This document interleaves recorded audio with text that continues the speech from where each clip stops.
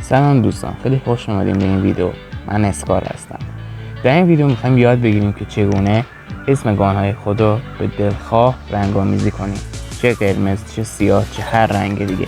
اول وارد لودات میشیم، وارد اتچمنت گانمون میشیم، روی گزینه سیو میزنیم، بعدش اسم گانمون رو روش کلیک میکنیم، اسم گانمون رو کامل پاک میکنیم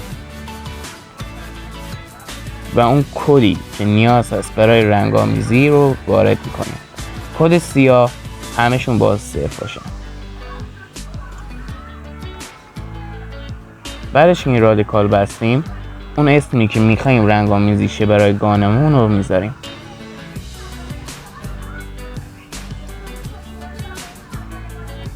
خب دوستان، الان کلمه سیو رو میزنیم و الان میبینیم که رنگ گانمون اسمش سیاه شده. حالا اگه بخوایم قرمزش کنیم، دوباره روی اوکی میزنیم، روی سیو میزنیم، اسم گانمون رو دوباره مجددا پاک میکنیم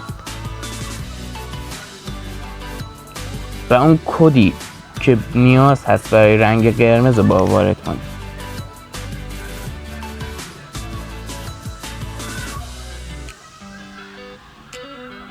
مثلا من دوباره همون اسکار میذارم.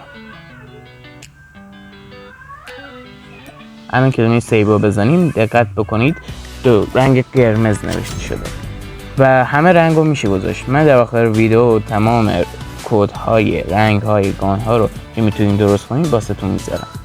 تا ویدیو بعد، خدا نگهدار.